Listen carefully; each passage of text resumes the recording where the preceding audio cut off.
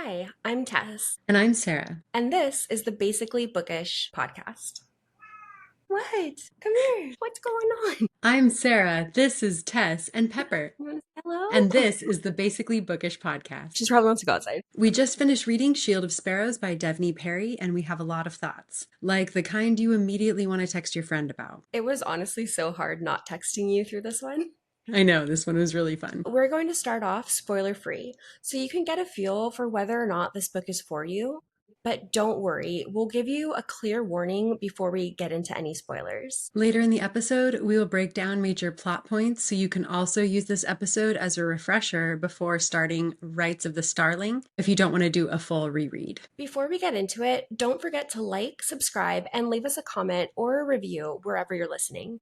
It really helps us grow, and we genuinely love hearing what you think. You can also find us on all social media at Basically Bookish Pod. And Sarah, do you want to give us a just quick spoiler-free summary of Shield of Sparrows? Shield of Sparrows is a captivating, fast-paced romantasy that follows Odessa, a second-rate princess who is navigating a world shaped by magical creatures, political tension, and her growing curiosity. As the story unfolds, we see themes of identity, sacrifice, loyalty, and power. And let's just say, not everything is as it seems. We're back in our cozy comfort, which is magical fantasy again, and it is glorious. Tess, why don't you start us off with star ratings? What did you give this one and why? And it's spoiler-free. Okay, yeah, and I also think maybe we should give this one a spice rating as well, just for fun. Sure, yeah. So for my star rating, I'm going to give this one 4 stars. I really loved that this felt familiar but also refreshing. We have what feels to be a classic chosen one trope, where the trope is defined by a story that features a protagonist destined by prophecy, bloodline, or unique gifts to defeat a great evil or save their world, often forcing them from an ordinary life into a hero's journey, as defined by a very brief Google search. Very good. I enjoyed the monsters and the world. And so, like everybody, we have a treehouse city alert. So if that's something that seems fun for you, I really think that you would enjoy this one. I also really loved the lore and the element of high stakes that were taking place around all of the action. I thought that the slow burn romance was written well, if not completely compelling, in my opinion. And where it lost a star for me was it read a little bit YA. And some of the world building and plot made absolutely no sense to me and really took me out of the story. And so I'll get into specifics of those specific details in our spoiler section. What about you, Sarah? What are you giving this one? Yes, I am going to give this one a 4.1. And I was going to tell you why. I'll give you the 0.1 at the end there. I was thoroughly entertained during this book. The world building was fun and imaginative, the creatures, the tension. It was kind of like a who's a what's it at times, like you said, but I very much enjoyed our main character. Odessa's funny. She's everly humble, or is it humbled? She says, at one point she says, no topic was off limits for overthinking, and it had me cracking up because same. And I too sometimes get heartburn when I see some men. So she was a very likable character. Odessa's journey did feel naive, and I wonder if I, as the reader, am made to feel naive as a part of that situation because you just don't know what you don't know. And it felt like that a lot during the book. A lot was revealed along the way, and so I wonder if some of that is on our behalf, on the reader's behalf. Like you said, it read a little young. When we first decided to read this book, we knew it was going to be easy reading. And so I wonder if that is a play, sort of a hint as to that. So I'm tentative with my rating and discerning. I like the book's attempt at modernizing romantasy with some unexpected twists and turns. And so I'm giving it the 0.1 because I think that this might be just the first book to a stellar series. And so it's that price of admission. And so I'm just giving it that 0.1 to hopefully push it over the edge to become that great series for me. Yeah, I agree. I am definitely the second book. I'm pretty excited about it. I kind of feel like we've teed ourselves up perfectly because we finished reading this book right as the second one's released. And now we actually have a release date for the third as well. So right. We can just keep on reading to our heart's contentment. But what about a spice rating? How many, let's call them chili peppers, would you give this one? I was just thinking, because I'm sort of unfamiliar with that scale, probably like a 3 or 4. Would you put it? I guess I'd put it at like, I didn't think it was like explicit. I do, I'll be honest, I do at some points find myself kind of during the spicy moments, just getting through those. Right. Yeah. And this wasn't super explicit, like you were saying.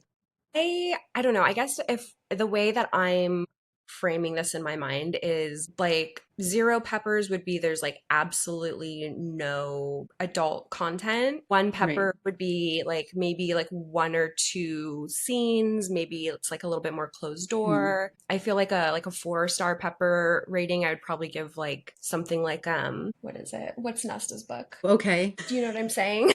Yes. Okay. So in that case, this is like a two, Okay, I yeah. think.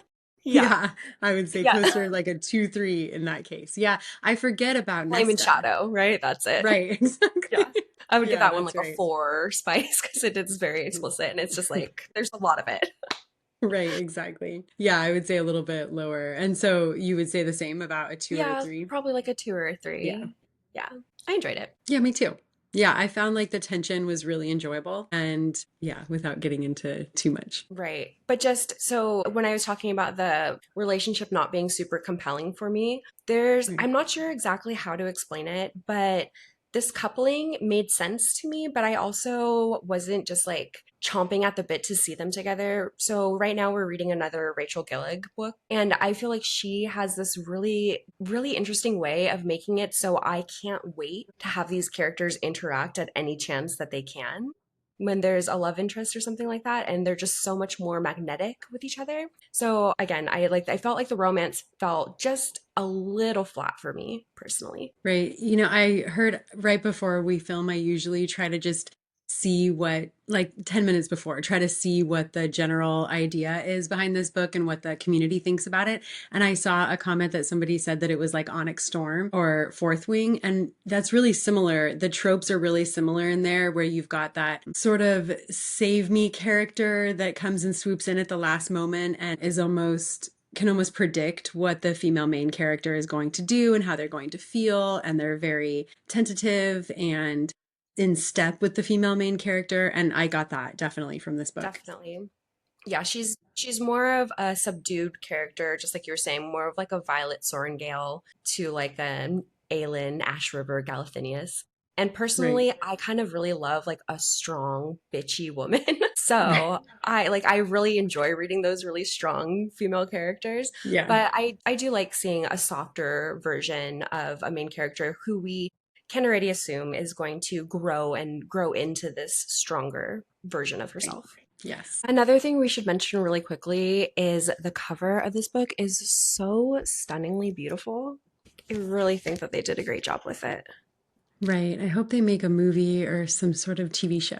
I think it's actually slotted to be a TV show. I think Amazon's Yes. doing it. It's going to be so fun to watch that too. But in the book we also get map. So definitely bonus points for the map as well. It's always so helpful. And we can see Quintus here is surrounded by water on pretty much all sides. I see. Yeah. That paints a better picture. Okay, so let's get into some spoilers. We're going to break down the plot, giving our own commentary as we go. So if you don't want this one spoiled for you, come back after you finish the book. We will be here. Right. Okay, Good. my notes are Here we go. everywhere. So let me know if Yeah. you wanted me to set us up. Yeah, I'll open up. So the book opens up with Odessa. She is swimming in a river or a lake, sort of outside of the main palace area, and she is late for what's that? I think it's the ocean. I think Is she it like the ocean? dives, yeah. I Right, think right. I think Quintus it is is the like ocean. on, yeah. Yeah, you're right. It is the ocean. We find out later. It is the ocean. And she is late for what's going to be her sister's wedding. And she's sort of having this last moment where she's teetering on the edge. She knows that everything's about to change. And so she's having this last moment with herself as the world currently is. And it's this really touching opening where you really get to meet the character for the first time. So see, this is where I'm going to talk about my first gripe. I'm Go sorry. ahead. No, it's fine. But one of my issues that I had with this book is I did feel that there were times where tension was set up only to be resolved very quickly. And this was the first Mhm. example. So the first chapter Odessa's standing on a cliff, and I think the first line of the book is even, "What if I just jumped?" And we're thinking, and we're kind of getting her inner monologue of all of the responsibilities that are bogging her down and her craving this like sense of freedom. And, so we're kind of getting this sense that this could be like potentially a very dangerous thing that she's doing to escape her current reality. And then very quickly, we learn that this is something that she's actually done for years. And she jumps from this point often and swims to shore. So I thought that already I couldn't quite trust the narrative in a way that I wanted to be there with her, and I felt like it was taken away from me pretty quickly. Interesting. Yeah. Yeah, good pickup. We're introduced to the world of Calandria, the continent of Calandria. We have Odessa. She's part of the royal family in Quintus. She is the eldest sister and has a half sister who's named May. May is essentially the chosen sister. She is the one who is going to be the sparrow. So the continent of Calandria is broken up into five kingdoms. We have Quintus that deals in crops and cattle. We have Ozarth, which deals in iron and weapons. There's Tora, which is the lumber kind of district. Lane, which is spices and gold. And Genesis, which deals in oil for light and cooking. So in most societies, there's a kind of constant threat of war between the kingdoms. But in order to get the kingdoms to unite and work together, they have what's called the Shield of Sparrows. So every 30 years before what a crux migration, which we'll get into the crux in just a second, before the crux migration happens, there is a political marriage that happens between two kingdoms, and the bride in this interaction is called the sparrow. Right. It's a political treaty. Okay, so a little bit more world building just before we jump into like the plots is Sure. in this world, there are essentially two original gods, and those gods created like the heavens and the earth and humans, and they loved humans dearly. Those gods then had six god children, and the god children ended up kind of being jealous of the relationship between the gods and the humans. So those children created monsters to remind humans that they're insignificant. And essentially, these monsters are like jacked up versions of like lions and Right. bears and wolves. But the most dangerous of all of these monsters is a gigantic bird called a crux. And every Mm. 30 years, there's a crux migration that travels across the continent of Calandria.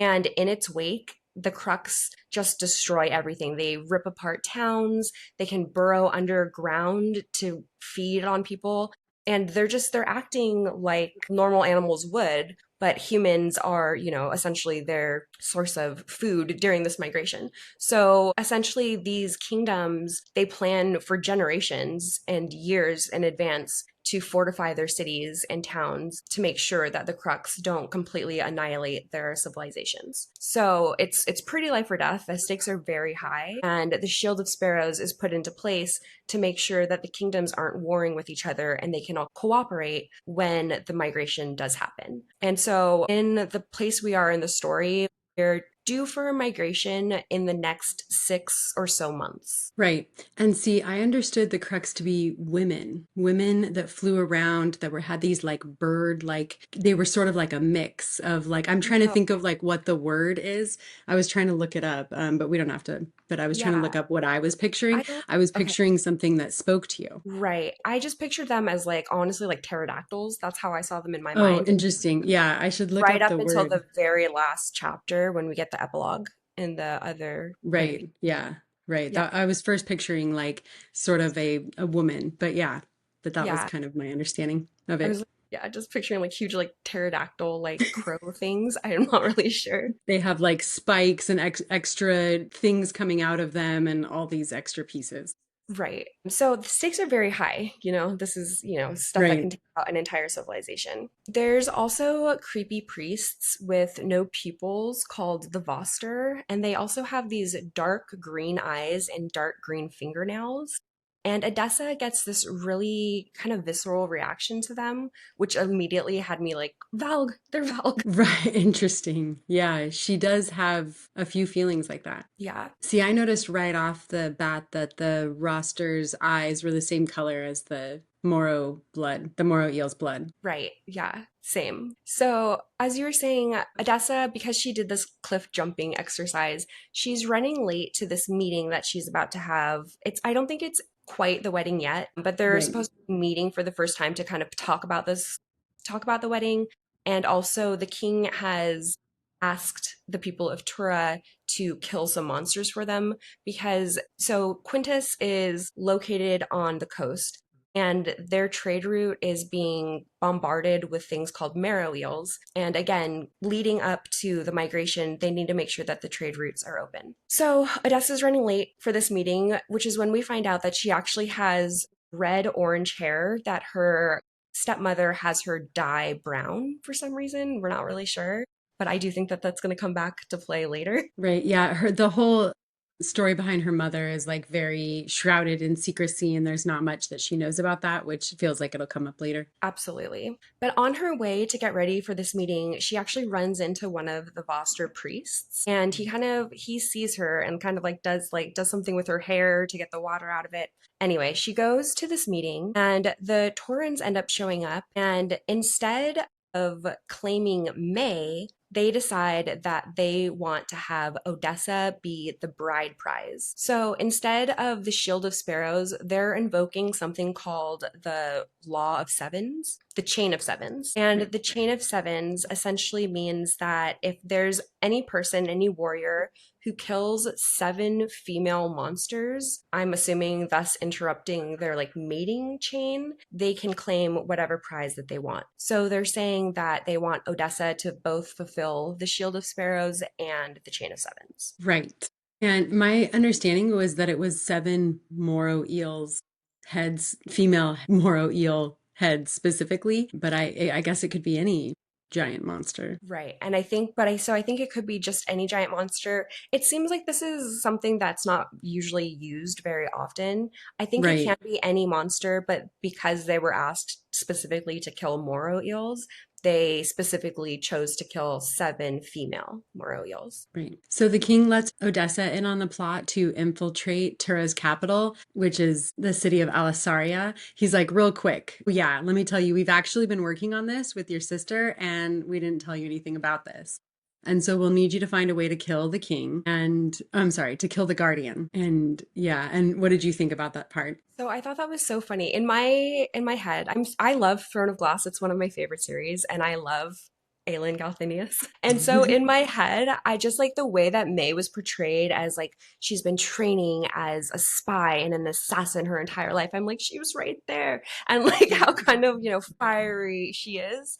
I was like, she's right there. There's Aelin. Oh, it's kind of like Aelin's like little sister going off onto this adventure. Yeah. So that's kind of how I perceived that. But I did think that it was interesting. I thought it kind of again like leads into the chosen one trope of like, no, well, me, but I'm not the one. I'm not the chosen one. But really we're gonna find out that she's like the most chosen one in the end. Right. Yeah. Yeah, I think the little sister trope was like really cute to have her be so prepared, but then not ultimately be chosen and have that not necessarily be the end of their relationship. It seems like they both sort of felt for each other in the end, and so she leaves amicably and she's sort of off. She has like no ties to her hometown. She's just always been kind of raised as the spare. Right. And I think that is something that gets repeated and again with her inner monologue, this feeling of never being chosen, of always kind of being the last pick.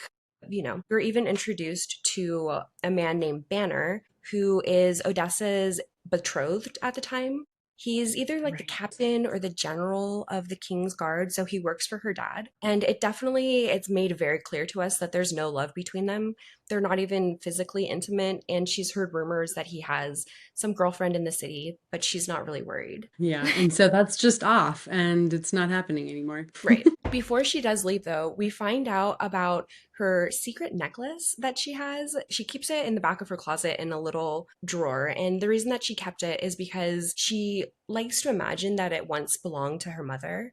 And it has a very specific emblem. It's like a wing, a silver wing in like an inlay of gold, but the gold is like this like red orange, really vibrant color. Right. Yeah, that's really common throughout the book. It's like the blood is green, the eyes are green. Like it paints like a serious color because now gold is red and orange and everything is really changed in the book. It does give this like lush feeling and we're back in magical realism. Absolutely. But we just know that that necklace is coming up again, and it's I going hope so. to, yeah, and it's going to be coming along with Odessa on her journey to Torah.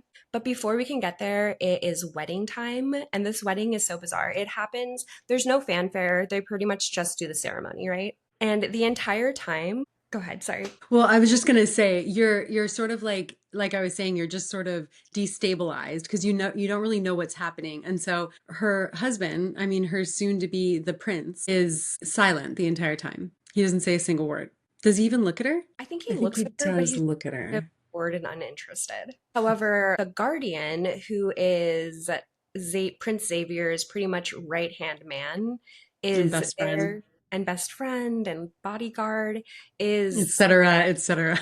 yeah, and he's going so far as to actually speak for Xavier, which I found very suspect. Yeah, I think it was here, like in my Kindle notes, I was like, I just know. I already know. And I feel like we Yeah, were supposed to know that, right, or at right. least suspect that, it Yeah, and wasn't. I feel like something else that gave it away is like the Guardian's voice on Audible is like just this exact timbre and tenor that is just so enjoyable. And you can tell because her husband's voice is like, just kind of normal. Yeah. And so, um, and then there's like all these moments where Odessa's like, the Guardian's smile was menacing, wolfish, not attractive in the slightest, you Right. know, just Okay, moving girl. on entirely.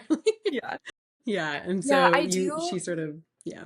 I do kind of wish we got more, a little bit more of that tension there of like that, like who will she choose? Like there is a little spark, but it was so just like Xavier's always gone. He's never interested. It's always just so standoffish with him. And then the tension is just so like bubbling over between them that I think that Right. like first interaction, we're like, okay, well, we know who she's gonna end up with. Yeah, she really fights it though. Like in the beginning, she's like pretty austere about it. She's like, anyways, I'm married and I'm Right. married and I'm married. Right. Yeah. Moving on. Moving on. So they sign the marriage contract in their blood and off they go on their way to Torah. On the journey over, they're actually attacked by another marrow eel, and Odessa ends up in the water. But don't worry because the Guardian does save her. He's also like, the Guardian is like jumping from ship to ship. I was wondering about that. There we go. Just, Yeah, there are I parts have of no this book questions. there are parts of this book that I found to be so campy and fun, just like in the best way. I was like, Right. okay, sure. We got a porcupine bear monster, like Right. whatever. Yeah, and like right before she falls into the ocean, she was given pants like 3 minutes before that. And so I love this trope with the pants because you know your character is about to go through a sizable transformation. She goes on to learn to whistle and run, things like that. Which again, Normal 12-year-old stuff. Yeah. it feels naive Yeah. and it really feels naive. And so it's like frustratingly hard for her. And so I feel like maybe it's playing on something, but whistling is pretty hard. Yeah. Yeah. This marrow eel, we should also note, also has this green blood, which is popping up more and more. Very, very strange. Right. So they reach the shores of Torah, and this is where we meet Tilia. And Tilia is essentially like one of another soldier that lives there in Torah and works very closely with the Guardian and Xavier. And the dynamic between Odessa and her ladies' maids, Brielle and Jocelyn, is it's not tense. It does seem like Odessa really desperately wants some sort of friend and some sort of female friendship and feels that she could probably rely on her ladies' maids at least to give her some sort of comfort and feel a closeness to home. Right. Yeah. She's really desperate to make friends. She's just been pretty isolated. So they venture deeper into the forest to head towards a fort. And the guardian and the prince, her husband, have a side quest to go on. But the guardian comes back to kill a grizzer. in like the middle of the night. Yeah, It was terrifying. a grizzer that's Everyone's like about screaming. right. They have this assumption that the fires will keep the grizzers away, and usually they do, but this one in particular got a little too close for comfort. But of course, the Guardian shows up at like the last minute. And this is when we meet Halston, right? Which is Tilia's Husband. husband. Okay, I wasn't sure if we were revealing that yet. But yeah, Halston is Tilia's husband and he's another warrior. And they just seem to be like off on all these different little things all the time, constantly coming back and checking on Odessa and her handmaids, but they're leaving them alone a lot. And it seems like they're being just pulled away by something else, even though they definitely are like on Odessa's butt every time that they're there. And so they get to the city of Triau, which I just love the name. And yes, you are picturing houses and trees all the way up, just trees everywhere. And we're not really given a reason for why that is, if the things are coming from below, what's. Yeah, I think it's the because the particular monsters that live there, it's the easiest way to stay safe from them, from like the tiger monsters. I forget the name of them, or like the lion monsters, because they can just pull up their rope ladders. Right. Yeah. And so she is trapped in her rope ladder hut every evening by the warrior or by the guardian. I keep calling him the warrior, but by the guardian. And so that is home for the next few weeks. Yes. And right when they arrive, they meet a little girl runs up and she's got these starbursts in her eyes. And that's mentioned a lot throughout the book that Odessa is missing the starbursts in her eyes. And how are you picturing these starbursts? Are you seeing like little dots or is it like in the center? It's like in the center for me, like the way that like a normal iris would be. Right. Not everything about Aelin Galathynius, But but everything kind of is. yeah, is it? But I wanted to also mention really quickly that the starbursts in the people's eyes also correlates with whatever kingdom they're born in. So we have blue starbursts for Ozarth, and then I think Tora is the green, right? Right, yes. Yeah. And then Quintus is amber. Right. Yeah, I don't know the Gold? rest. One of them's gold. Yeah, I Yeah. think that's Quintus, Is it Quintus? Yeah. but Odessa's eyes are just full gold. Right, gold eyes. We're introduced to a library in Triau, and Odessa's love of books is revealed to us throughout the book a few times. This library is owned by a woman named Kathleen. And in this library, she comes across a book about Quintus. And it is a scathing review of her hometown. It actually talks about a rumor that her father, the king, killed Odessa's mother. And Odessa is really unhappy with this. The author's name is Samuel Hayes, and he is going to come back up later. At Yeah, some and she's point, like cursing his name, like throwing the book around and is so mad. it's very dramatic. Yeah. At some point in the night, there's a lion wick that comes and he's like scratching at the trees. And the guardian next door just says that he lets him go because he's busy.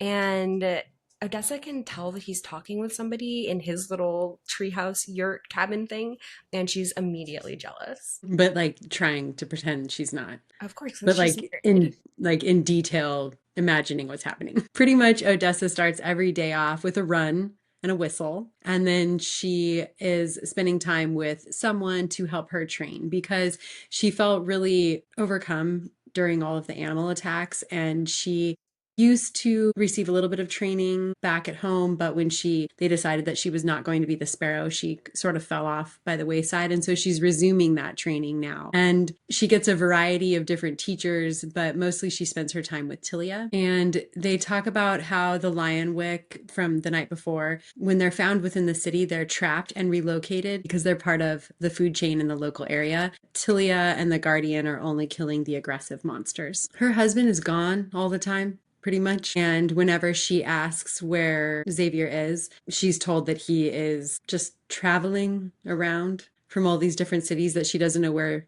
they are. And this entire time, she's like taking little notes in her journal that I just know is going to get her in trouble. Yeah, she gets told by, I think, someone pretty early on to put that journal away.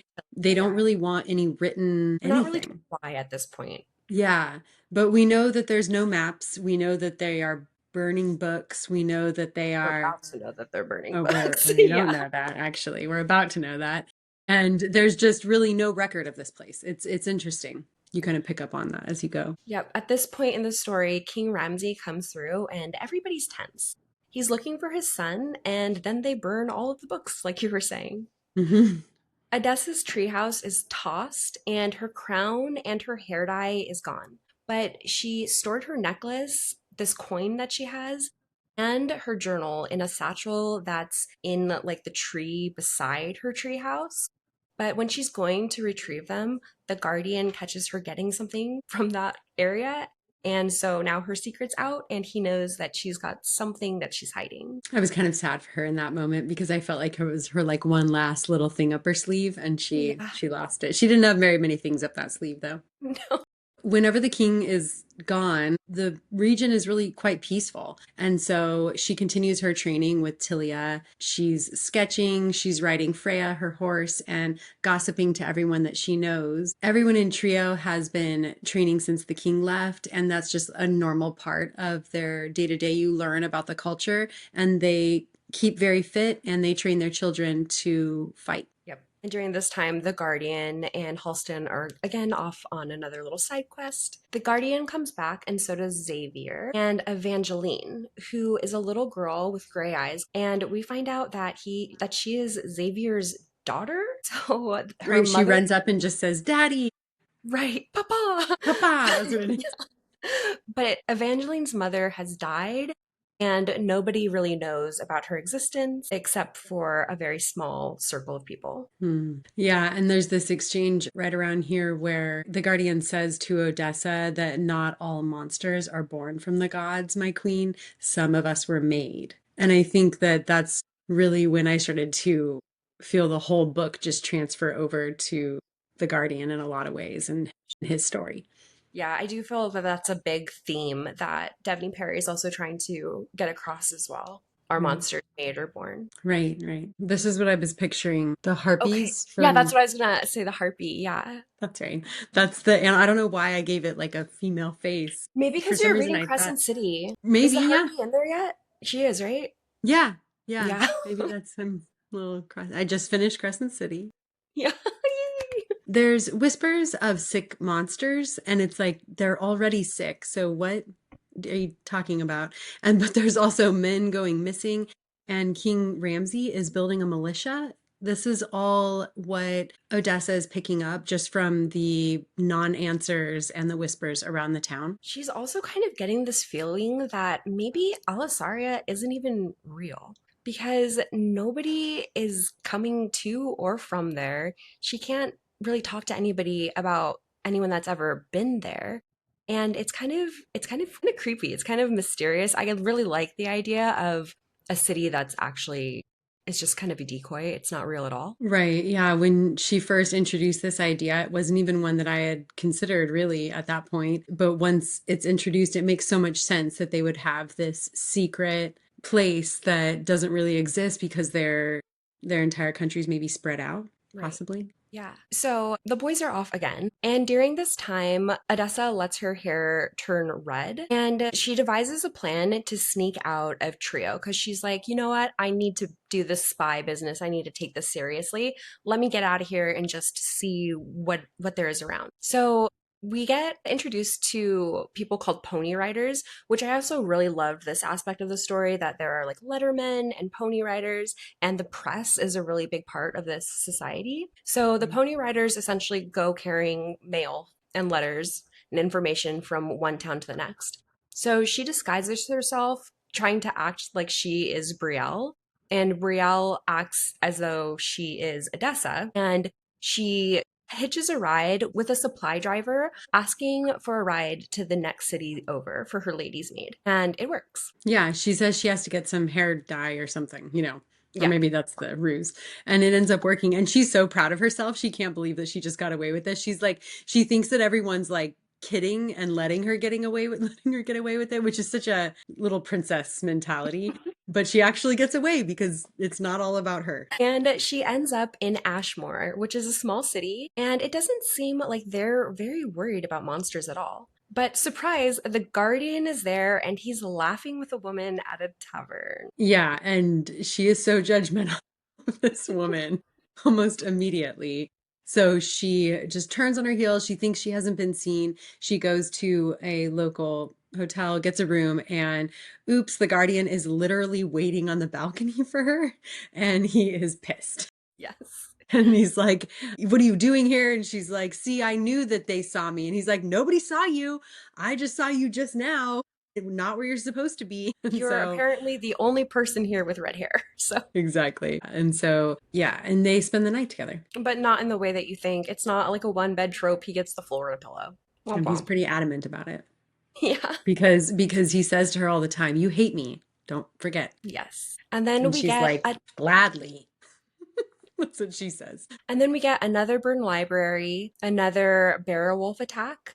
And in this attack, the tavern owner ends up dead. There's a big fight between Edessa and the Guardian, and then he comes back drunk. Edessa asks him about sick monsters and the green blood, and the Guardian kind of slurs and just says the word Lysa. But before she can ask him any more, he passes out. I think she pretty much thinks that's a woman. Right? He's like, who's Lisa? But on the The ride back together, Odessa asks the Guardian if he believes in the gods, and he says that he does and he hates them. And then they ride to Elder, they almost kiss, and the Guardian leaves her at Xavier's house in Elder, which is like a fortress city. Yeah, and so she gets to spend some time with Eve, and they go into a prison in the caves. And within the prison, in these little sections of the cave, she's hiding these books in there. Yeah, And the Caitlin and books, another woman named, that's right. holy crap, what's her name? Luella. Right, Luella, right, are hiding some books in there, and the books are about myth and legend. There's one legend in particular about Sora. Right, and how they sailed across the horizon and came back 100 years later with these monsters. And so there's even more lore around these monsters that they don't understand. And again, Xavier's going off on another hunting expedition to hunt some sick monsters. And Evie really wants to go, but she can't because she's like 4 years old. So the Guardian offers to take her and Odessa with him to get Freya from Trial. And when Evangeline was like begging for her father that she would like fight for, and she would learn to fight, it unexpectedly got to me. It It was was really, really sad. yeah. And like later, also, yeah, I'll get into it later why Yeah. the Evie thing lost a point, lost a star for me too. Because Yeah. why? What are you guys doing? Right. When Evangeline falls asleep, we get more information about Lysa. Essentially, it turns the blood of the monsters green, and it makes the monsters have this bloodlust. So normally the monsters kind of act like normal predatory animals would, wild animals. They'll pretty much leave you alone unless they're threatened or they're starving, etc. But when they're infected with Lysa, they're essentially like rabid. And it also seems to heighten the senses, but it spreads through bites. And so they're wondering, is this perhaps a curse from the gods or some sort of mutation? But whatever it is, they know that it started 4 years ago. Which that kind of surprised me. It kind of felt like something that had been going on a lot longer, but it's only been 4 years. And we learned that they know a lot of what they know about Lysa because the Guardian has been bitten and is the only person to live and to be infected with Lysa. The Guardian's plan is to kill all of the infected monsters and then himself because he's very adamant that there is no cure for this. He makes a point of saying that several times. We're not sure why. But they're worried about the crux migration, making it even worse, infecting more animals. And so they're trying to stop the spread before the crux migration. Right. And could you imagine, like, they describe the crux migration as like the sky being blacked out for months at a time Right. with these like humongous birds.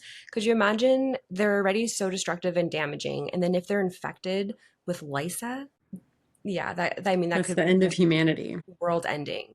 Hmm. So there's another monster attack in Triao. This time it is an animal called a Tarkin, which is kind of like a tiger, like a pink tiger with like scales on the back. There's actually some really cool fan art or that Devney Perry posted. And they end up going to a Tarkin den Yes, and look. they take one living baby. Oh, how cute. Ah. I mean, I could see it as a baby. It's a monster, though. And so they take one of the Tarkin home, and it's a little baby, and its name is Phase. Yeah, And I we love learn that. that the Guardian's name is Ransom. Yes, during this time because he opens up to Odessa. What did you think of the name Ransom? I mean, it was better than the Guardian. That's so valid. I don't know what I was expecting. I was not expecting ransom. I was really liking the name Xavier, so it was Hmm. kind of like there was a lot going on with that. It was Sure. a bit confusing. What did Yeah. you think about Ransom? Well, so with Xavier, I was like, okay, so now we've got like, what is his name in Fourth Wing? Zayden. Zayden. Xavier, Zayden, and then Ransom. Right. And right. And what's his name in One Dark Window? This is hard. We need to Oh, line up all Raven. these. We need We to need to line them do, all up. no, yeah, we need to do like a tier ranking of romantasy Our men. names. Yeah, exactly. Leave us a That's comment if you so want to funny. join that, if you want to see that. Please tell us your faves. It'd be like a bracketed. Okay, so Ransom. Learn his name is Ransom. We've got our baby Phase. Our next Right. stop is a trip to Rivali to get some more information because there's been a dead infected lionwick there. So while they're there, they find out about a paperman from Quintus who left about 6 months ago from Quintus, and he's been running a paper mill in town investigating the king's militia. And guess what? It's Samuel Hayes, who was that guy who wrote the book about Quintus that Odessa was cursing to the moon and back. Right. When she ran back into Sam, I was thinking it was like intent versus impact from Blood Over Brighthaven because it buys a better life for his family, but at the cost of Odessa's family's reputation. Absolutely. But I was also like, my ears were perked up because I was like, wait a minute, what is happening here? Because there's something about Odessa's father that I don't trust. Right. For sure. That So he maybe, was suddenly like, oh, also this secret plan that you didn't know anything about. right. And like, Yeah. don't ask too many questions because I'm not going to give you any details. But I need you to kill this guy and tell me all this place's secrets. Like, yeah, right. I mean, Sure, but you can Dad. see her like unraveling this the whole time. She's like, but why would my dad lie? And it's like, Right. I only hope every we reason in the find world. out. Yeah.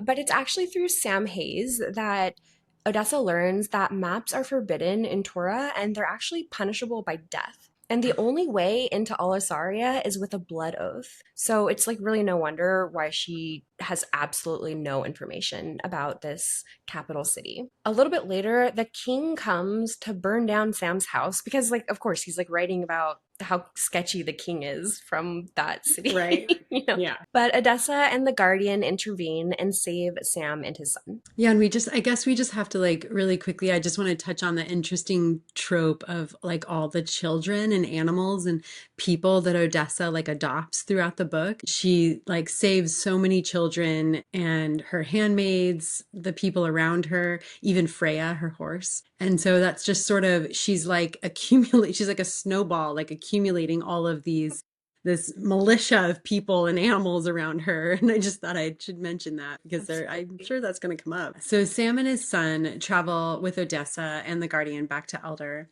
where Odessa goes to visit Brielle and Jocelyn, only to find Jocelyn sleeping with her husband and another man. Okay, Shocking. wait, And wait, the wait, wait. way Time out, time out, time out. so I have to stop you calmly. here.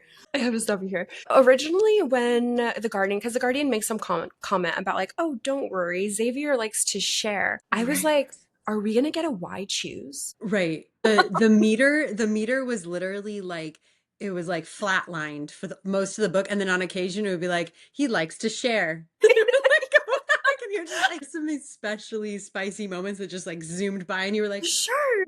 "What was that? Was that in this book?" Yeah, it's really interesting. Oh, But I go on. enjoyed that. I did feel like that was a more modern element because I feel like that's more like modern culture where you're just someone will make like this little offhand remark and you're like, did you just say that? Are you for real? Right. When I heard in the book, in the audiobook, when I heard Jocelyn speak for the first time, it was the most grating noise I have ever heard in my life. I could barely hear her over the sound of betrayal. I don't think I listened to that part. I think I've always like read her dialogue. Yeah. No, she just came in with like a totally new voice in the book, and I was like, kidding, it was so funny. So this is obviously very upsetting for Odessa, but it Yeah, leads to the Guardian spilling the beans that he is actually the crown prince and that she's married to him. Who knew? we knew. We all knew. Tess knew. Did you catch on to that too? Yeah, I mean, when he's speaking for him, it felt pretty obvious just that he answered for her. But I have to say that I liked I kind of saw, but I wanted to keep reading Yeah. because I'm not gonna lie, like being secretly in love with your actual secret husband prince, Yes. spice Just of life. Yeah. I absolutely. mean, this is just bravo. Yeah. Bravo. I love this.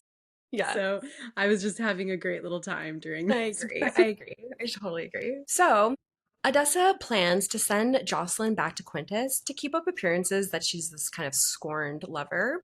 But she wants to send her there with a message as well back to her father. And essentially, the message is I failed as a spy, but I'm not hiding anything from you. Love you. Right. Yeah. And it's interesting because Jocelyn plays this person who doesn't, like at the end, you're kind of left like, did she believe that? Or is she, and Odessa kind of asked herself, like, did my dad plan this all along? Like, did she know that Jocelyn? Yeah. And so you're starting to get this idea that, like, maybe things really are being laid out for Odessa and she has no idea. But it's after this that we get our first kiss Yeah. between Odessa and Ransom. And And so so all is forgiven. yes. And we also learn that Xavier's real name is Dre, and him and the Guardian are cousins. And I guess it's actually pretty common practice for the royal Right. family of Tora to have body doubles. And after Xavier got infected with Lysa, they kept up the lie. And so, again, this is another place. So, this is a place where I lost the plot because Ransom goes on the speech about how he wants to set Odessa free. He saw her and he knew that he wanted to set her free, and that's why he chose her. And she's like, what do you mean? How am I going to be free? And he's like, well, after I die, you can do whatever. But if she is publicly married to Xavier and Xavier is publicly representing the crown, then what does it matter if Ransom dies? How is Right. she free of that treaty then? That's a very good So, point. right, I was like, okay, I like again, I was just kind of like again, like with you, I was just like I was still like having a good time. I was still enjoying it, but I was like, this just doesn't make sense. Right. And I want to believe again that we're like in this first book. And so maybe this is all going to be like somehow magically weaved together in the Sure. next book. And so I'm really hopeful for that. That one does seem a little rough. Does that make sense? Right. Or am I missing something there? No, it's completely, he would have to come forward and be like, I'm actually the prince, And and then then, die. right. And then everything would be called into question because what do you mean you're really the prince? Right. So And you have Lysa? anyway, moving right along.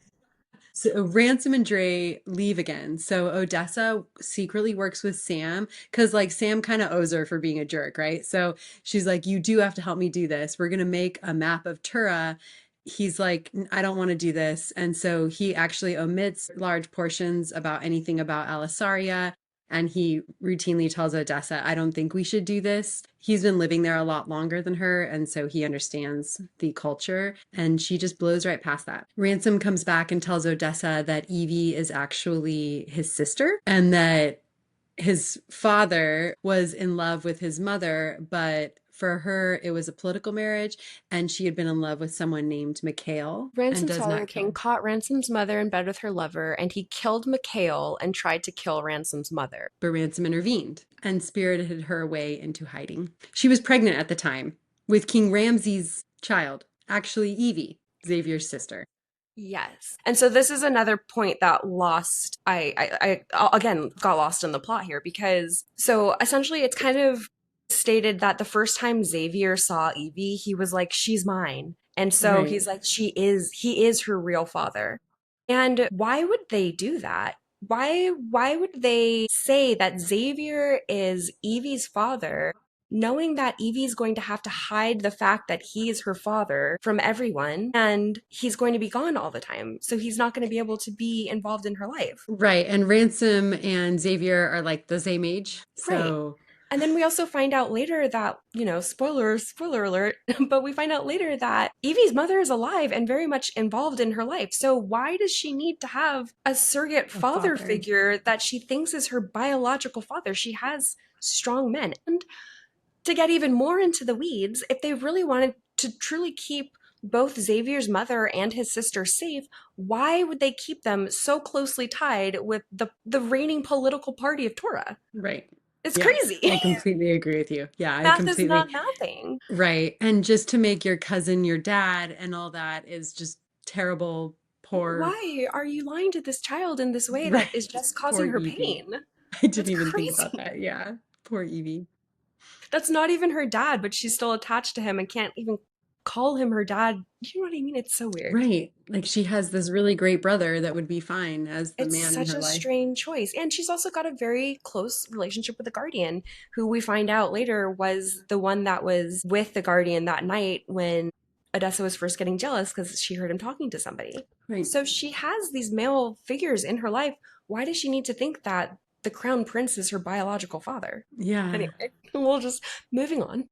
Moving on. So there's another Briarwolf attack, and this one feels very coordinated with the one-eyed Wolf kind of being the one that's in charge of all the other Wolves. And the one-eyed Wolf is also the Wolf that had originally bit Ransom. Right. Yeah. And so at this point, we start to realize that there's like some allegiance to certain heads of animals and that they might be in charge of things. And again, I'm getting this idea. I'm seeing like his dark materials where the animals are personified and they can talk to each other. No animal has talked to each other yet, Not but I yet, feel not like that we they're know of, about to but they talk. do like they communicate in cliques, Right. supposedly. Right. But Yeah, it that's seems right. like they're becoming perhaps more sentient. Right. There's another monster hunt, and they come back with the High Voster Priest and Brother Dime, who's another Voster Priest. Brother Dime is Odessa's father's emissary, but one of the Voster priests randomly touches Odessa, and she has this visceral reaction to it, physically freaking out. And that prompts them to ask her who her mother is. Which definitely freaked me out because I didn't even consider, we've been focusing so much on Ransom and Xavier's mom and everything that I didn't even consider we don't know anything about Odessa's mom. But after this, Ransom and Odessa have some spicy time.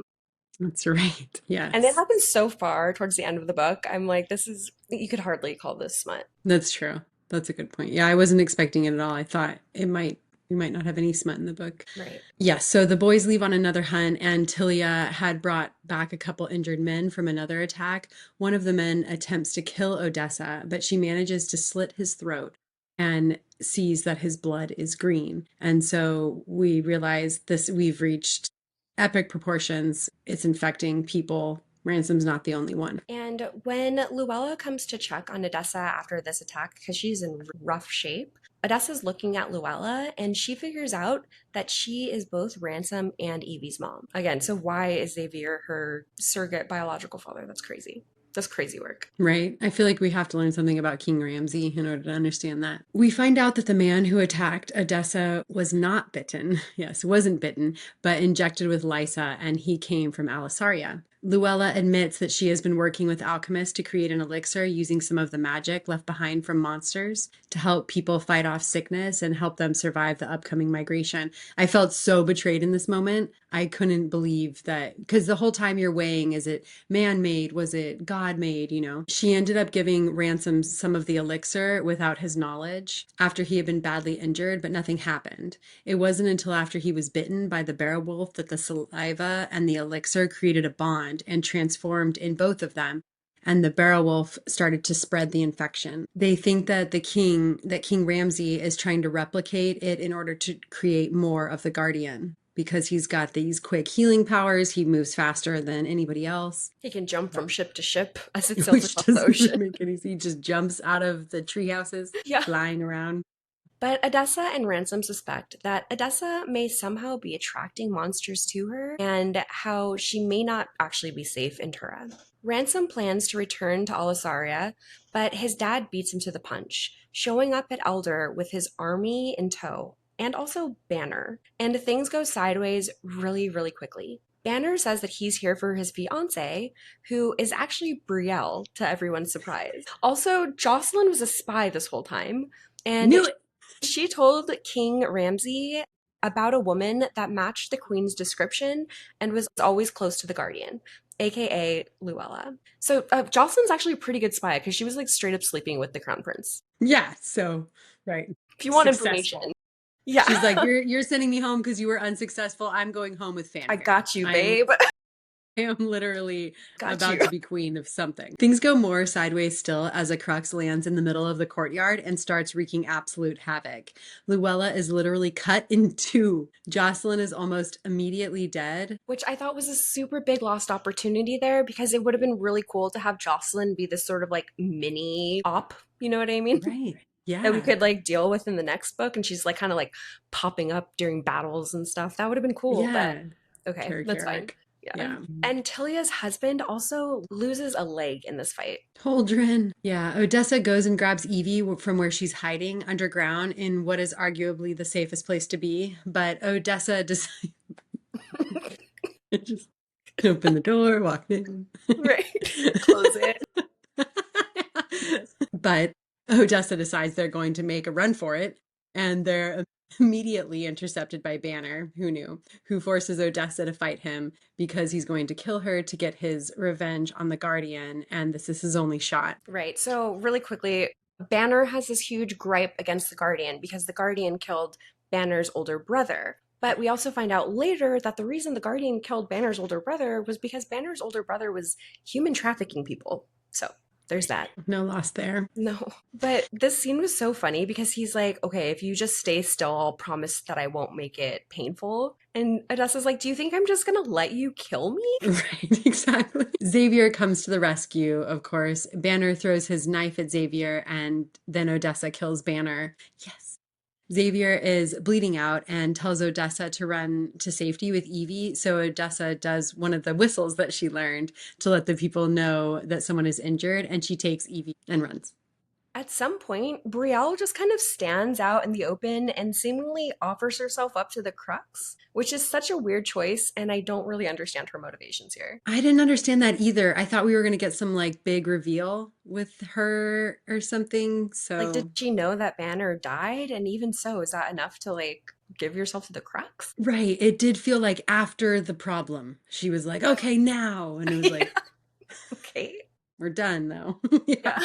Ransom and Odessa and Evie reunite on their way to the dungeon tunnels. And Ransom tells them to go back to Quintus if he doesn't meet them in Triau in 2 days. Then he gives Odessa one of his wrist cuffs, and the wrist cuff comes up a couple times because it's actually a super sneaky map of Tura, including a road to Alisaria. Does Ransom know that she knows that? He asks if he goes, do you know what this is? And she's like, Oh, yeah. yeah. Okay. Because they So, never explicitly say it. right. And Ransom thinks that Odessa's father has a plan to kill the Voster, who we find out live in Alisaria, in order to end all magical treaties, and we aren't quite sure to what end, but Tura needs help and Quintus has resources. So, but I do feel that this is a bad idea to get Odessa's father involved because I just feel like he's going to be more sympathetic towards Ramsey. Right. It was this moment where you were like, kind of like, Odessa's dad, the whole book, And then you're like, yes, he is trying to do something good. And then you're like, but maybe not. We'll have to Yeah, see. it's still not really sure. Ransom and Odessa have a loving goodbye and they part ways. Odessa and Evie head to the tunnels in the prison, but Brother Dime is waiting with Odessa's horse, saying, you must come with me now, child. And even though Odessa doesn't trust the Voster, Ransom does.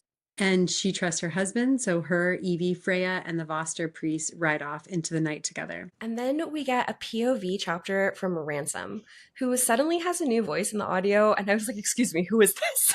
I did have a moment where I was like, is this? Who is this? Who is this? Did I miss something?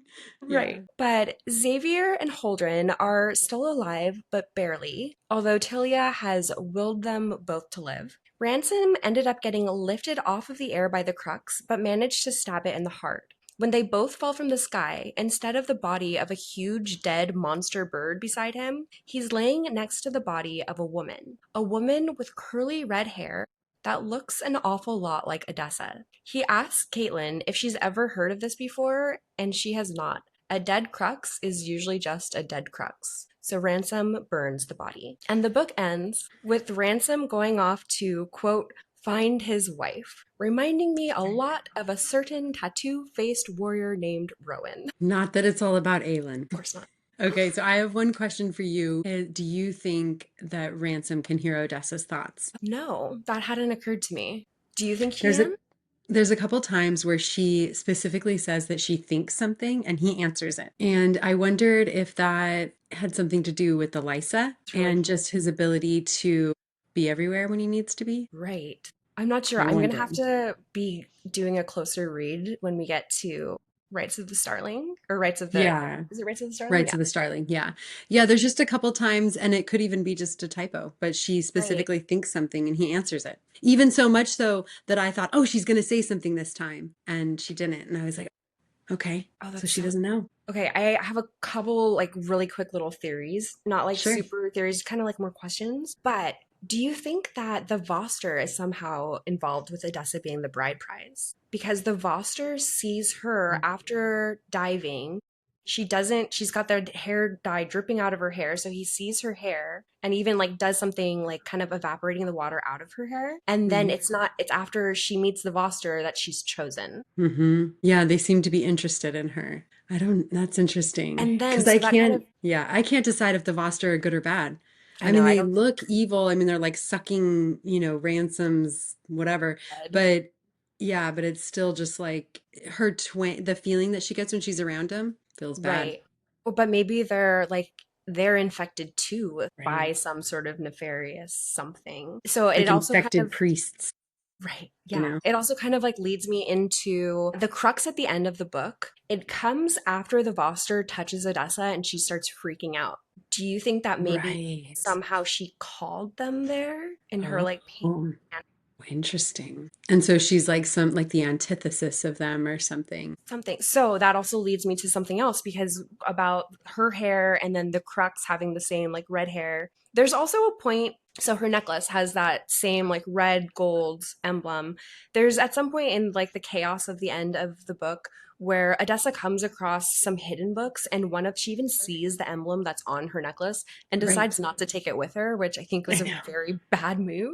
Yeah. But so it kind of made me start to think because again, we don't know anything about Odessa's mom. It kind of made me think maybe there's like a whole other people. Like what if the crux, what if this is some sort of curse? What if like her people are cursed to every 30 years transform into the crux and migrate, Oof. right? Oh, that's a good theory. Yeah. But I don't Because know. there is some, we definitely, I think we both agree there's some personification of the animals. There's something crossing over. Obviously, Lysa crosses between them. And they become animalistic. It could be. I'm so excited for the next one. Me too. This is really fun. Yeah. All right, I think that covers everything we wanted to discuss for Shield of Sparrows. But if there's anything that we missed, definitely let us know in the comments. Have you read this one? Will you be reading the sequel?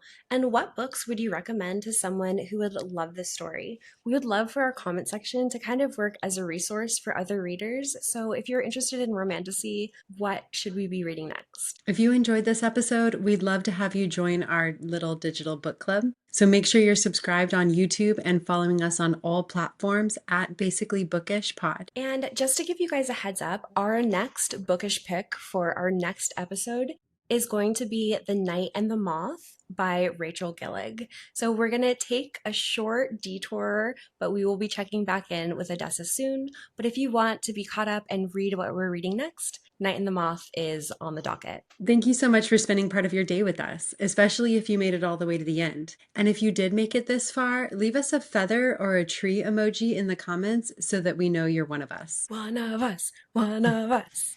Google gobble, Google gobble. Until next time. Happy reading.